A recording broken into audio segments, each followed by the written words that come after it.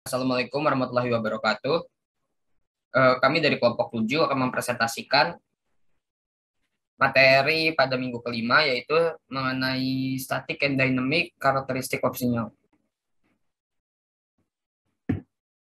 Nah, anggota kelompok kami terdiri dari saya sendiri, Alfa Versi Kusuma Mantan, NIM I 04200013, kemudian ada Tegar Aryo Seno, NIM I 04200138, kemudian Yokanan Gustino Jentu, NIM I 04200149, dan Syarif Abdul Razak dengan NIM I 04200137. Materi yang akan saya jelaskan pertama kali yaitu mengenai introduction atau dapat disebut sebagai perkenalan. Nah, suatu sistem pengukuran mengambil suatu besaran input dan diubah menjadi suatu besaran output. Nah, sebagai contoh, pergerakan penunjuk pada dial atau besar tampilan digital. Nah, yang maksudnya adalah karakteristik dari sinyal input ke sistem pengukuran dan sinyal keluar yang akan dihasilkan. Misalnya, bentuk suatu gelombang berisi mengenai informasi magnitudo dan juga amplitudo yang mana menunjukkan ukuran nilai input dan frekuensi yang menunjukkan cara sinyal berubah. Nah, pemahaman mengenai bentuk gelombang ini tentunya diperlukan untuk pemilihan sistem pengukuran dan interpretasi sinyal yang diukur. Gitu. Kemudian materi selanjutnya yaitu mengenai input-output sinyal konsep. Nah, terdapat beberapa tugas yang biasa dihadapi dalam pengukuran variabel fisik, yaitu mengenai memilih sistem pengukuran dan menginterpretasikan keluaran dari sistem pengukuran. Nah, salah satu contoh sederhana adalah dalam memilih sistem pengukuran itu dalam memilih pengukuran ban untuk mengukur tekanan udara. Nah, dapat dilihat pada gambar ini, alat pengukur untuk ban akan diperlukan untuk menunjukkan tekanan hingga 276 kPa. Akan tetapi, pengukuran ban sepeda sepertinya akan diminta untuk menunjukkan tekanan yang lebih tinggi lagi. Nah, mengenai jangkauan instrumen, jangkauan instrumen ini lebih rendah untuk batas pengukuran yang merupakan dasar untuk semua sistem pengukuran, serta menunjukkan beberapa pemahaman dasar mengenai sifat sinyal input yang diperlukan dalam mengevaluasi atau memilih sistem pengukuran. Nah, dalam memilih sistem pengukuran, untuk menentukan tekanan yang berubah-ubah, tentunya informasi mengenai variasi tekanan di dalam silinder ini akan diperlukan. Hingga apa? Sehingga memungkinkan untuk memperkirakan besarnya tekanan dan tingkat perubahan yang diinginkan. Selanjutnya yaitu mengenai generalized behavior. Nah, dalam sistem pengukuran, kinerja dan kemampuan suatu sistem pengukuran itu dapat dijelaskan. Maksudnya, dalam memeriksa perilaku umum dari suatu sistem pengukuran, kita harus memeriksa kemungkinan bentuk dari sinyal input dan juga sinyal output. Kemudian kita akan mengasosiasikan sinyal dengan transmisi informasi, yang dimana sinyal merupakan suatu informasi fisik mengenai variabel terukur yang kemudian ditransmisikan antara proses dan juga sistem pengukuran atau sebagai output dari sistem pengukuran. Selanjutnya yaitu mengenai classification of waveforms. Nah, sinyal pada umumnya dapat diklasifikasikan menjadi 3. Yaitu yang pertama adalah sinyal analog, yang dimana sinyal dalam bentuk gelombang kontinu yang membawa suatu informasi dengan mengubah karakteristik gelombang. Sinyal analog ini memberikan representasi dari perilaku yang bergantung pada waktu. Kemudian selanjutnya itu ada discrete time atau yang biasa kita sebutkan sebagai waktu discrete, yang dimana sinyal yang memiliki nilai pada rentang waktu tertentu. Yang ketiga yaitu adalah sinyal digital. Ya, di sini terdapat 3 gambar. Ada gambar 2.2, 2.3, dan juga 2.4. Nah, yang pertama ada gambar di 2.2. Nah, pada gambar 2.2a, sinyal kontinu yang serupa akan dihasilkan dari rekaman rotasi dengan waktu untuk tampilan output yang ditunjukkan pada gambar di sebelahnya, yaitu 2.b. Nah, kemudian pada gambar selanjutnya, yaitu gambar 2.3. Nah, pada gambar 2.3 ini merupakan suatu gambar yang mewakili sinyal waktu diskrit mengenai besarnya sinyal yang tersedia pada titik diskrit dalam waktu. Sinyal diskrit ini biasanya merupakan hasil dari pengambilan sampel variabel kontinu. Nah, informasi dalam sinyal pada gambar 2.3a ini hanya tersedia pada waktu diskrit. Kita harus mengasumsikan mengenai perilaku variabel. Nah, salah satu pendekatannya itu dengan mengasumsikan sinyal konstan antara sampel dan juga metode. Kemudian bentuk gelombang yang dihasilkan ini ditunjukkan pada gambar 2.3 yang B. Karena waktu antar sampel berkurang, perbedaan antara variabel diskrit dengan sinyal code ini juga berkurang tentunya. Kemudian pada gambar selanjutnya, di gambar 2.4, nah, pada gambar 2.4a ini menunjukkan bentuk digital dari analog, dari sinyal yang sama di mana besar nilai digital hanya dapat memiliki nilai diskrit tertentu. Nah, tentunya sinyal digital memiliki dua karakteristik penting. Nah, karakteristik penting yang pertama adalah sinyal ada pada nilai waktu diskrit. Kemudian, yaitu besarnya sinyal digital diskrit ditentukan oleh suatu proses pada setiap titik waktu diskrit. Nah, sehingga sinyal digital memberikan besarnya waktu diskrit. Kemudian pada gambar 2.4b, ini menunjukkan bentuk gelombang yang dihasilkan dari dugaan asumsi bahwa sinyal merupakan konstan antara titik sampel gitu. Materi yang selanjutnya itu mengenai sinyal waveforms. Berdasarkan ciri-cirinya, sinyal dibagi menjadi dua, yaitu sinyal statis, yaitu sinyal yang tidak bergantung pada waktu, dan juga sinyal dinamis, yaitu sinyal yang bergantung pada waktu. Sinyal-sinyal dapat dianggap statis dalam waktu, misalkan melakukan pengukuran suhu dengan menggunakan termometer luar ruangan. Nah, karena suhu di luar tidak berubah secara signifikan, maka sinyal input tersebut dapat dianggap statis. Mengapa? Dapat kita anggap statis ketika kita bandingkan dengan periode waktunya. Maaf. Kemudian nih pada tabel berikut atau pada tabel 2.1 ini merupakan bentuk matematis dari sinyal statis dan juga sinyal dinamis. Terkadang kita mempertanyakan bagaimana suatu variabel yang diukur dapat berubah sering berjalannya waktu. Hal tersebut menuntun kita untuk mempertimbangkan sinyal yang bervariasi lebih lanjut. Nah, secara umum, bentuk gelombang sinyal dinamis dapat diklasifikasikan seperti yang tertera pada tabel 2.1. Yaitu ada periodic waveforms dan juga periodic waveforms. Yang dimana periodic waveforms ini terdiri dari simple periodic waveforms dan juga kompleks periodic waveforms sebagaimana yang telah tadi dijelaskan. Kemudian periodic waveforms yaitu ada terdiri dari step, ramp, dan juga pulse.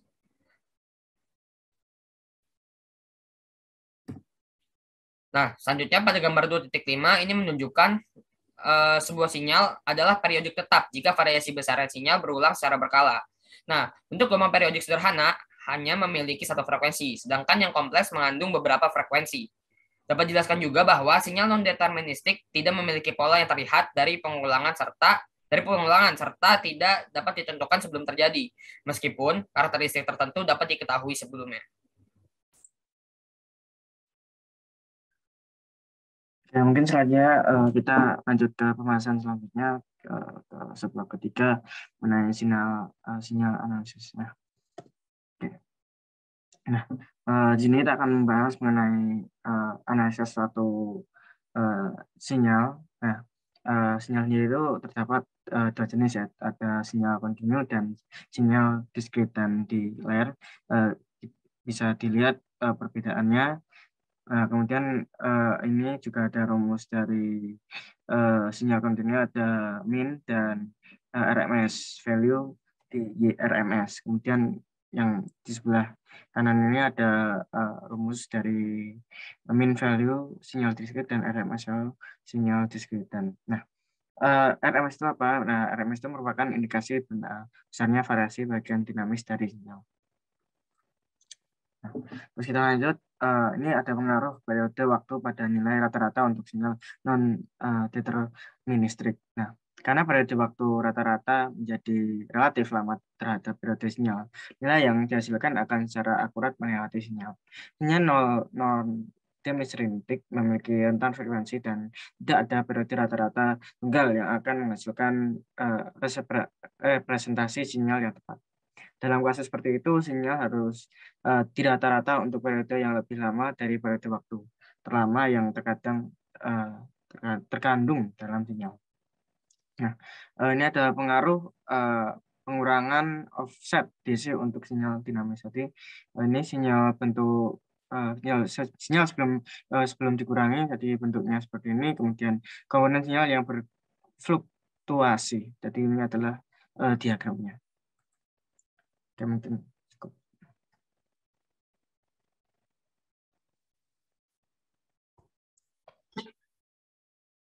Oke, selanjutnya subbab yang keempat yaitu signal amplitude and frequency, yang mana bahasa Indonesianya itu adalah sinyal amplitudo dan sinyal frekuensi. Oke, next. Nah, sinyal amplitudo dan sinyal frekuensi ini mesti terdapat sarana buat mengelompokkan bentuk sinyal input dan sinyal output berkaitan dengan besarannya serta frekuensinya.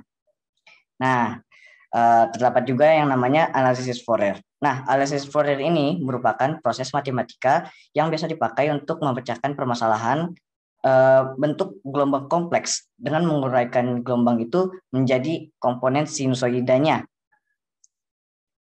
Nah, bagi kasus sinyal yang sangat kompleks ataupun non-deterministik sinyal tetap bisa didekati dengan fungsi sinus ataupun kosinus. Nah, kasus yang sangat kompleksnya ini bisa dinyatakan sebagai analisa Fourier. Fourier analisis ini bisa diekuivalensikan yang berbentuk prisma. Oke.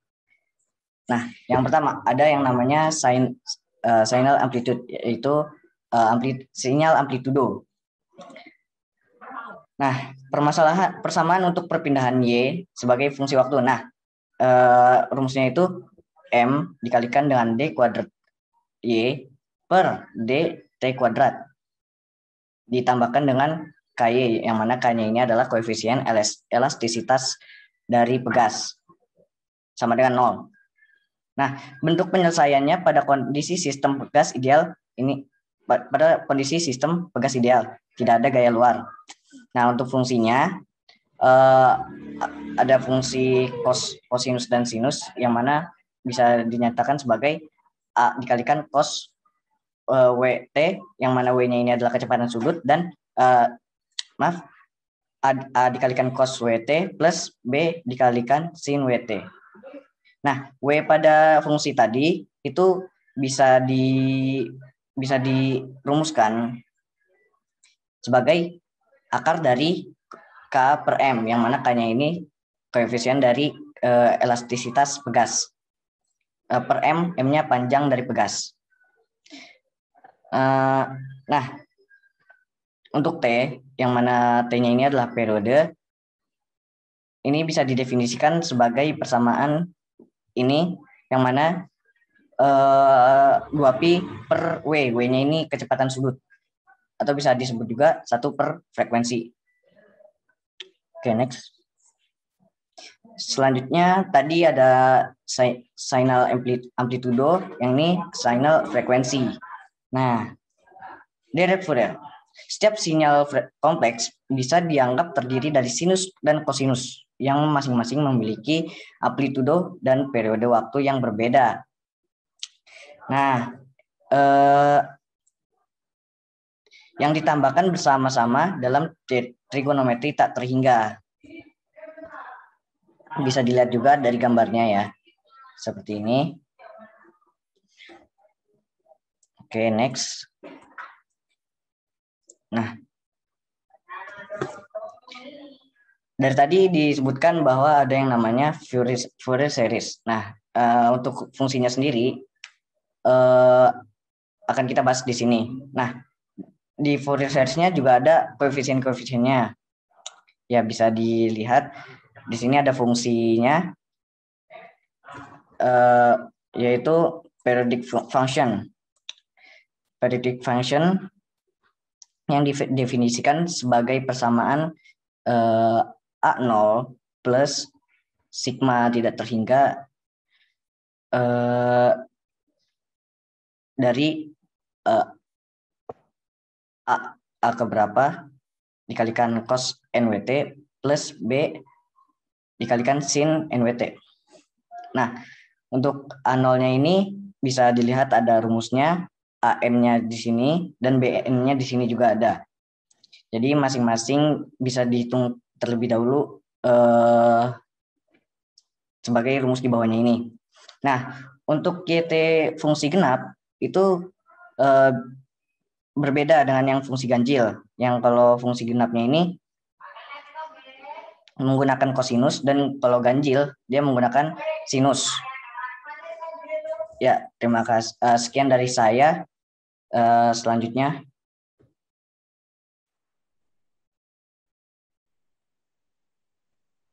Baik, teman saya Syarif Abdul Razak. Saya akan melanjutkan ke subbab kelima dari chapter 2 ini, yaitu tentang perpindahan Fourier dan frekuensi spektrum.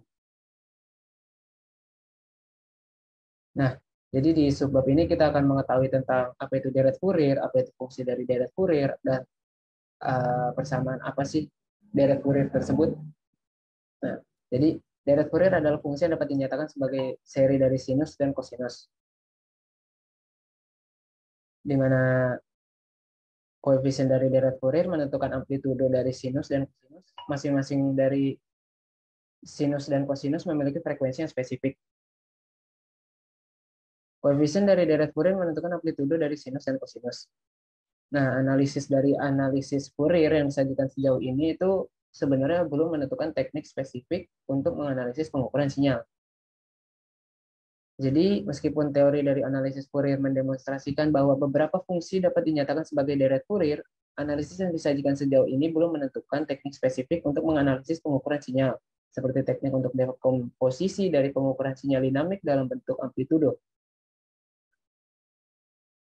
Nah, di sini ada beberapa persamaan, di mana persamaan yang pertama ini, ANBN itu, di persamaan pertama itu adalah persamaan porsi dinamika dari periode sinyal yang berubah-ubah, di mana amplitudo AN dan BN sesuai pada frekuensi N keberapa dari deret Fourier.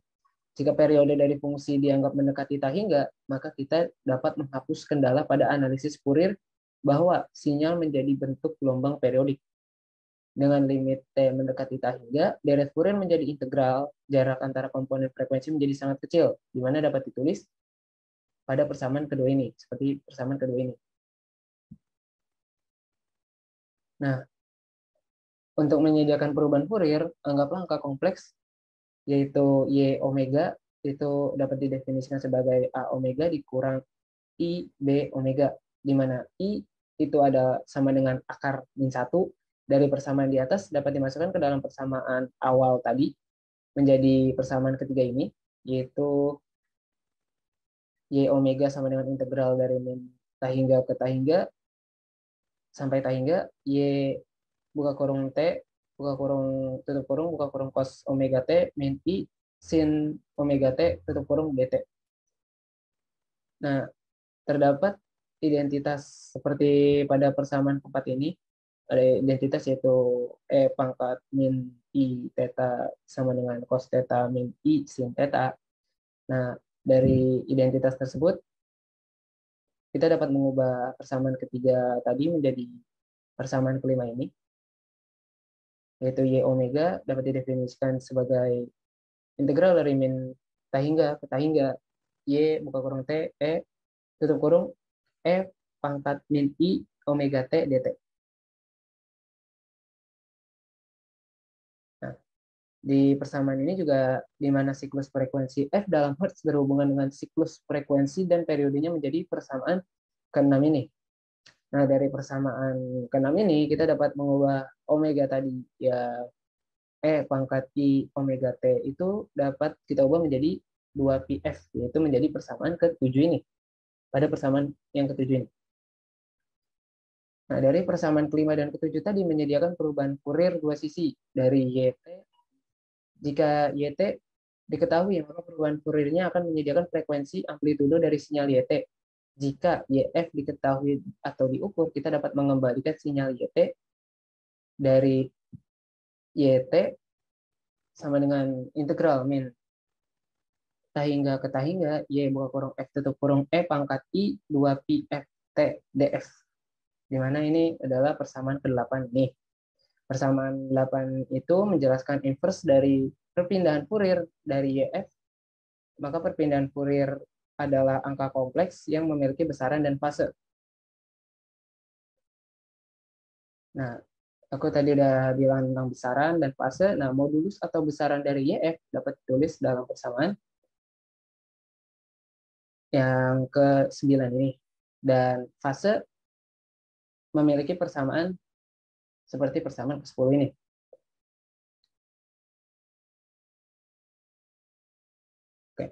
Nah, koefisien Fourier berhubungan dengan kosinus dan sinus. Maka amplitudo dari YT dapat ditulis dengan frekuensi amplitudo spektrum atau amplitudo spektrum dapat ditulis juga sebagai persamaan sebelah sini. Dan fase spektrumnya itu dapat ditulis seperti persamaan kedua belah sini. Oke, masuk ke membedakan perpindahan Fourier. Nah, jadi agar lebih praktis, YT diukur dan direkam lalu dapat ditempatkan dalam persamaan dari perbedaan waktu atau sinyal digital. Mempertimbangkan porsi bergantungnya waktu dari sinyal YT, yang mana diukur sebanyak N kali pada interval ruang waktu setara. Dalam kasus ini, sinyal berlanjut YT diganti dengan perbedaan sinyal waktu dari Y per delta T untuk R sama dengan 0,1 N-1. 0,1 N-1. Transformasi dari berlanjut ke perbedaan sinyal waktu dapat ditulis sebagai berikut. Yaitu, maaf, tadi untuk R sama dengan 0,1, sampai seberapapun, sampai N-1. Nah, untuk transformasi dari berlanjut ke perbedaan sinyal waktu dapat ditulis sebagai persamaan berikut ini. Yang ada di bawah ini, di mana Y buka kurung R delta T sama dengan Y buka kurung T delta Y buka kurung T tutup kurung delta buka kurung T min R delta T tutup kurung. Di mana R sama dengan 0, 1, 2, dan seterusnya sampai N-1. Di mana delta T kurang R delta T adalah fungsi unit impuls tertunda dan Y buka kurung R delta T mengacu pada perbedaan dataset di mana Y buka kurung R delta T untuk R sama dengan 0, 1, 2, dan seterusnya sampai N-1 tadi. Lanjut ke persamaan ini, yaitu perbedaan dataset adalah perbedaan perubahan Fourier DFT, di mana DFT dapat ditulis sebagai persamaan ini. Di sini, delta F adalah frekuensi resolusi dari DFT dengan nilai masing-masing dari Y, FK selaras untuk kenaikan frekuensi. DFT dapat ditulis hasil N per 2, nilai perbedaan dari perbedaan Fourier dari Y, buka kurung R delta T. Hal ini disebut juga dengan satu sisi atau transformasi setengah. Persamaan ini juga menampilkan integrasi numerikal yang dibutuhkan oleh integral Fourier. Nah, dengan menggunakan metode tadi, yang persamaan tadi itu, pengukuran perbedaan sinyal dari bentuk fungsional yang tidak diketahui dapat dibuat ulang sebagai deret Fourier dengan teknik perbedaan Fourier tersebut. Lanjut ke sebab berikutnya, yaitu summary atau kesimpulan. Nah, kesimpulan dari chapter ini itu telah memberikan dasar fundamental untuk deskripsi sinyal tadi. Yang pertama, yang kedua, kemampuan dari sistem pengukuran dapat ditentukan dengan benar ketika sifat sinyal input diketahui. Yang ketiga, setiap sinyal dapat diwakili oleh magnitudo statis dan serangkaian frekuensi yang bervariasi dan amplitudo. Dengan demikian, pemilihan dan desain sistem pengukuran harus mempertimbangkan konten frekuensi sinyal input yang ingin diukur oleh sistem. Analisis yang keempat, analisis Fourier diperkenalkan untuk definisi yang tepat dari frekuensi dan hubungan fase antara berbagai komponen frekuensi dalam sinyal tertentu. Yang kelima, karakteristik sinyal membentuk dasar penting untuk pemilihan sistem pengukuran dan interpretasi keluaran sistem pengukuran. Yang keenam, kombinasi dari generalisasi perilaku sistem pengukuran dan deskripsi umum bentuk gelombang input memberikan pemahaman tentang berbagai instrumen dan sistem pengukuran. Yang selanjutnya ada chapter 3, akan dilanjutkan oleh teman saya. Terima kasih.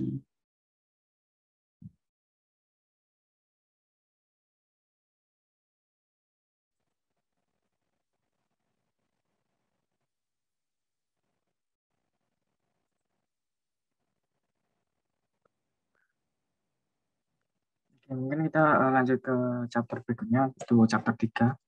Nah, pertama kita akan membahas tentang pendahuluan atau introduction.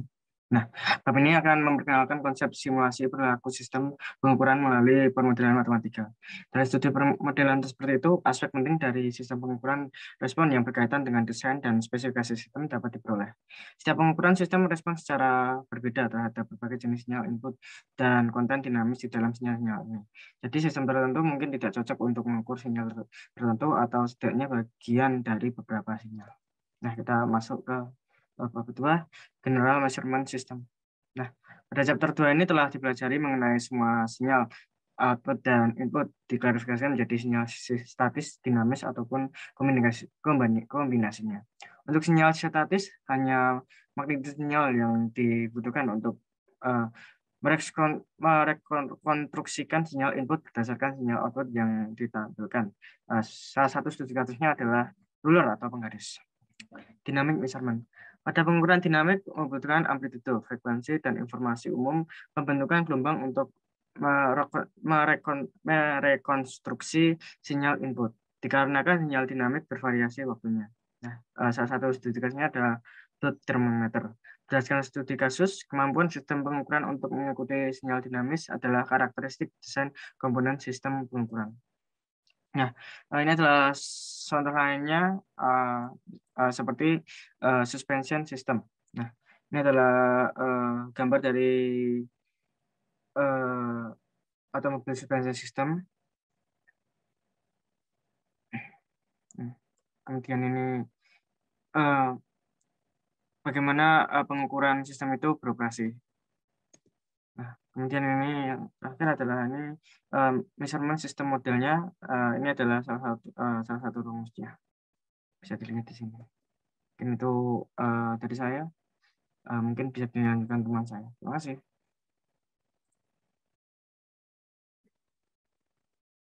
Ya, terima kasih Junto. Selanjutnya akan saya lanjutkan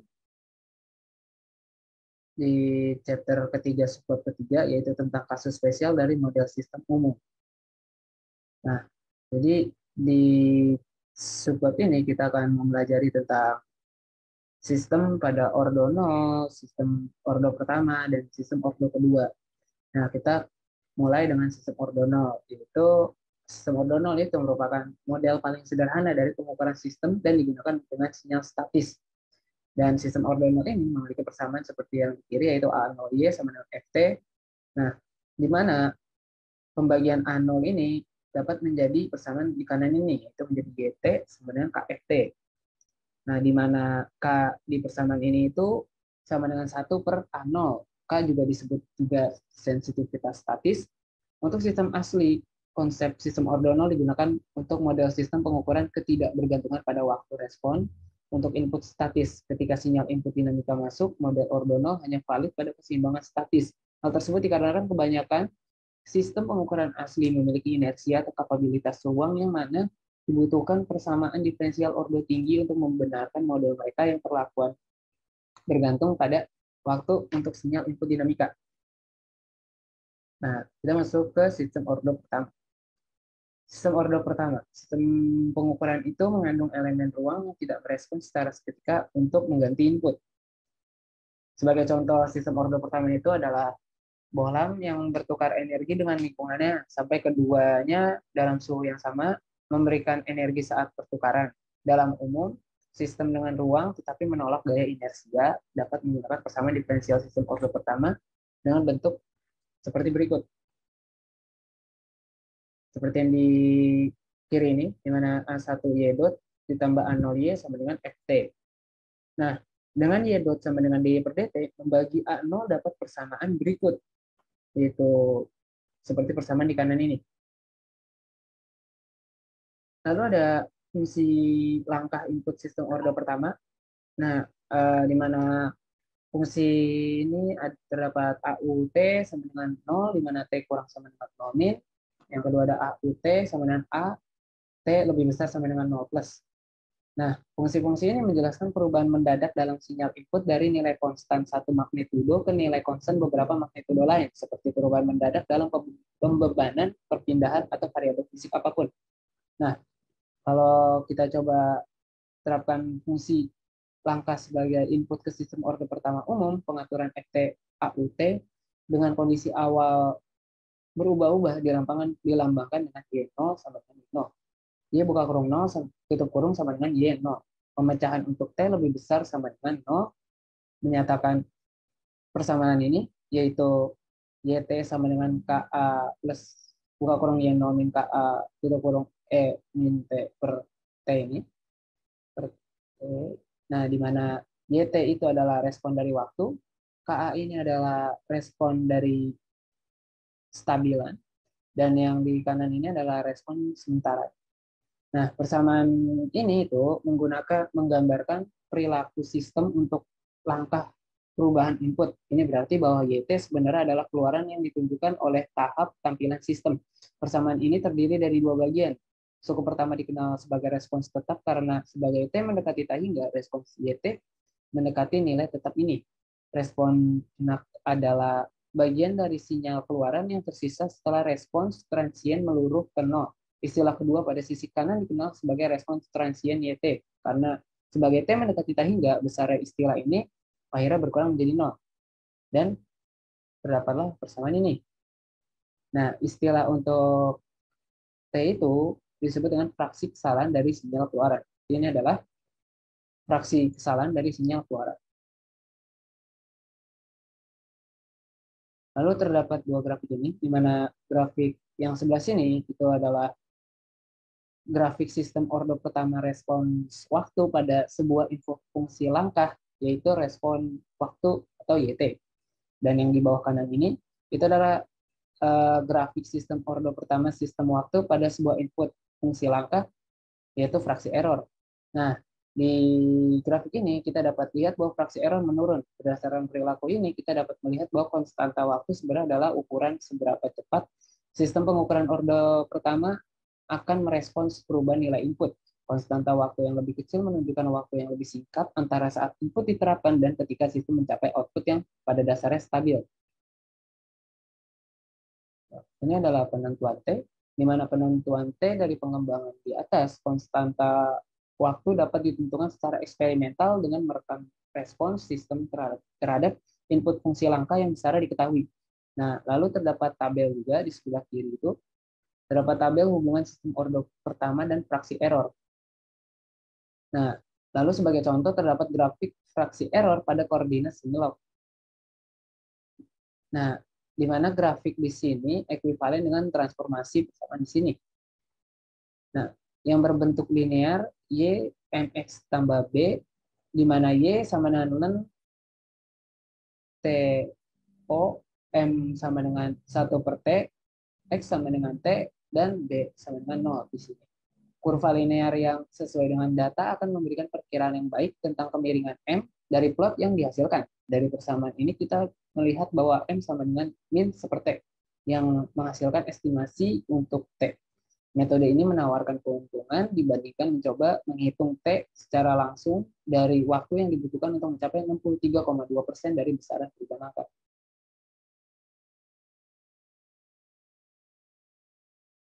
Lalu ada fungsi input periodik simple.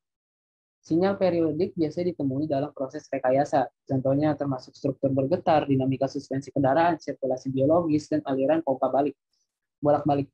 Ketika input periodik diterapkan ke sistem ordo pertama, frekuensi sinyal input memiliki pengaruh penting pada pengukuran respon waktu sistem dan memengaruhi sinyal output. Pertimbangkan sistem pengukuran ordo pertama di mana input berupa fungsi periodik sederhana Ft sama dengan A sin omega T diterapkan untuk T lebih besar sama dengan 0 plus dan dengan kondisi awal Y 0 sama dengan Y0, Y buka kurung 0, tutup kurung sama dengan Y0. Lalu didapatkanlah persamaan seperti ini. Di mana nilai C di persamaan ini itu bergantung dengan kondisi awal ya. Lalu juga terdapat grafik, di mana grafik ini adalah grafik hubungan antara pemasukan sinusoidal dan pengeluaran amplitudo frekuensi dan waktu delay. Untuk frekuensi dan waktu sistem yang berubah-ubah konstan. Penentuan respon frekuensi dari sistem pengukuran ditemukan oleh kalibrasi dinamis. Lalu kita masuk ke sistem ordo kedua. Nah, di sistem ordo kedua ini, itu secara umum sistem pengukuran ordo kedua yang dikenai input berubah-ubah, Ft dapat dijelaskan dengan persamaan bentuk ini. Di mana A0 di persamaan ini, A0, A1, dan A2 di persamaan ini, itu adalah parameter fisik yang digunakan untuk menjelaskan sistem dan Y double dot sama dengan D kuadrat Y per D T kuadrat. Dapat ditulis juga seperti persamaan yang di sini. Yang sebelah kanan. Di mana omega n sama dengan akar A0 per A2 adalah frekuensi natural dari sistem. Lalu lambang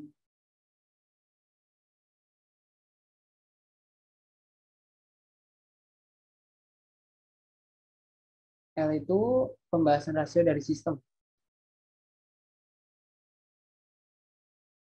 Lalu kita masuk ke pemasukan langkah fungsi.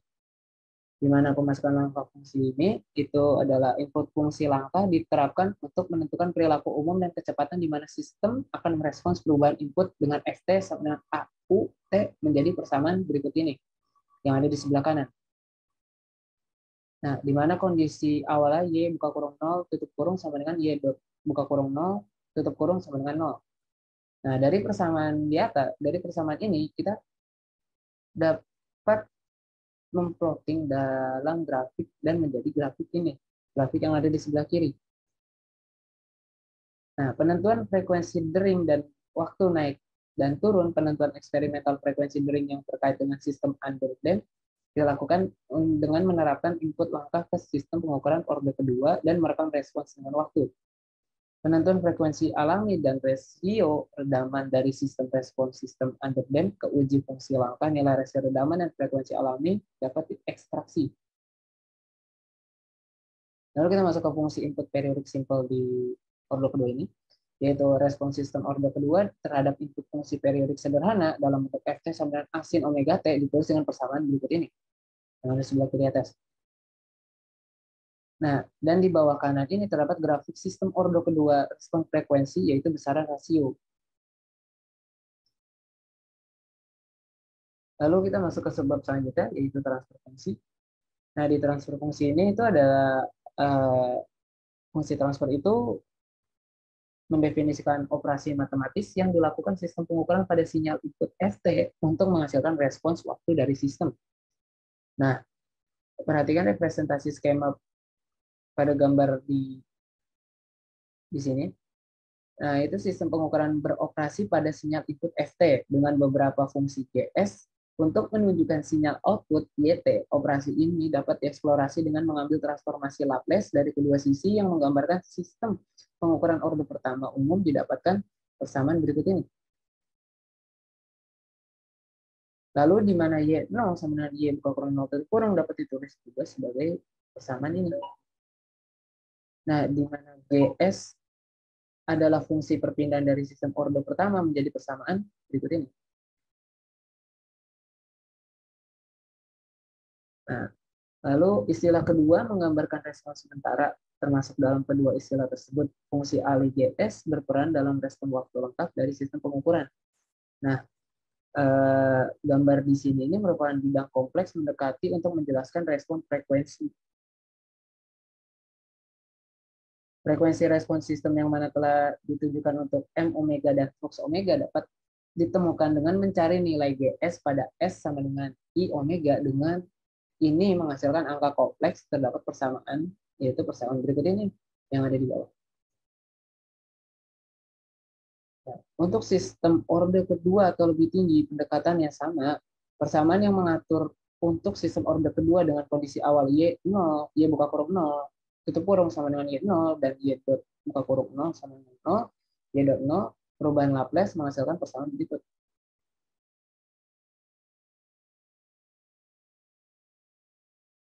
Lalu, pada subbab selanjutnya akan dilanjutkan oleh teman saya, terima kasih.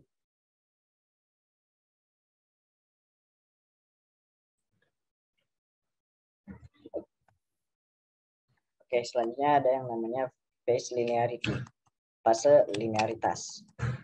Distorsi sinyal tergantung pada perubahan penting pada bentuk lubang dari aslinya. Distorsi sinyal bisa diilustrasikan dengan mempertimbangkan gelombang yang rumit tertentu yang diwakili dengan fungsi umum, yaitu persamaan UT sama dengan sigma tidak terhingga sinus MWT sama dengan sinus kecepatan sudut dikalikan waktu, dan seterusnya. Apabila sinyal sudah terukur, maka persamaan VT bisa menjadi VT sama dengan sinus WT dikurangi dengan alfa ditambahkan dengan sinus dikalikan dengan 2 WT minus 2 alfa dan seterusnya. Juga bisa diganti dengan theta sama dengan PT dikurangi alfa, sehingga persamaannya bisa dituliskan menjadi Vt sama dengan sinus theta ditambahkan sinus 2 theta dan seterusnya. Dan selanjutnya yaitu ada yang namanya multiple function input. Nah, persamaan fungsi sinyal dapat ditulis sebagai berikut, yaitu Ft sama dengan A0 ditambahkan sigma tidak terhingga dikalikan dengan amplitudo K sinus kali kecepatan sudut K T. Dan apabila sudah diterapkan ke dalam sistem, maka akan terjadi gabungan respon yang tertulis sebagai persamaan Y steady sama Y steady T sama dengan K dikalikan A0 amplitudo A0 ditambahkan dengan sigma tidak terhingga dikalikan dengan B WK sinus kecepatan WK dikalikan T ditambah alfa dikalikan kecepatan sudut K. Nah, untuk BWK-nya ini dapat ditulis dengan persamaan K dikalikan AK dikalikan M dikalikan dengan WK. Nah, seperti itu untuk multiple function input. Sekian dari aku. Next. Baik, saya akan menjelaskan materi mengenai coupled system. Coupled system ini merupakan instrumen di setiap tahap sistem pengukuran yang terhubung. Output dari satu tahap menjadi input ke tahap selanjutnya juga terhubung. Nah, sistem pengukuran keseluruhan akan memiliki respons output yang digabungkan dengan sinyal input asli, yang dimana merupakan kombinasi dari setiap respon. Namun, konsep sistem order yang dipelajari sebelumnya ini masih dapat digunakan untuk studi kasus dari sistem pengukuran. Konsep ini dapat diilustrasikan dengan mempertimbangkan sensor order pertama yang dapat dihubungkan ke perangkat keluaran order 2. Misalkan, input sensor adalah bentuk gelombang periodik sederhana, yang dimana dapat kita nyatakan sebagai suatu persamaan yang dapat kita sebut sebagai F1 sama dengan A sin omega T. Maka, transducer akan merespon dengan sinyal output berupa persamaan berikut, atau yang dapat kita lihat sebagai persamaan 3.37, yang dimana YT sama dengan CE pangkat min T per tau ditambah KT dikali dengan A dibagi dengan akar 1 plus omega tau dikali dengan tau kuadrat. Kemudian dikali dengan sin, buka kurung omega T plus si, kemudian tutup kurung. Di mana subscript T mengacu pada transducer. Akan tetapi, sinyal output transducer menjadi sinyal input F2 ke perangkat order kedua. Nah, yang kemudian output akan menjadi respons order kedua yang sesuai.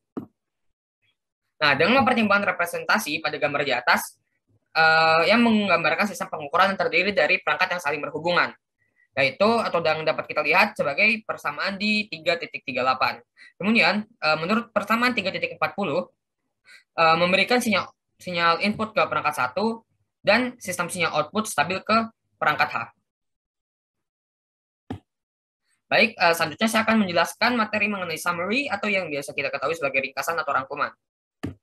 Nah, suatu sistem pengukuran perlu memiliki kemampuan yang baik dalam merespons suatu sinyal. Ketika sistem pengukuran merespons suatu sinyal input yang bergantung pada waktu, bergantung pada sifat, tentunya bergantung pada sifat sinyal dan juga respons frekuensi sistem. Nah, berbagai perhitungan diperlukan agar hasil yang diperoleh sesuai dengan yang dibaca oleh alat ukur. Interpretasi dari suatu sistem serta pengaruhnya terhadap kinerja sistem harus ditentukan. Baik, sekian dari kelompok kami. Kurang lebihnya mohon maaf. Assalamualaikum warahmatullahi wabarakatuh.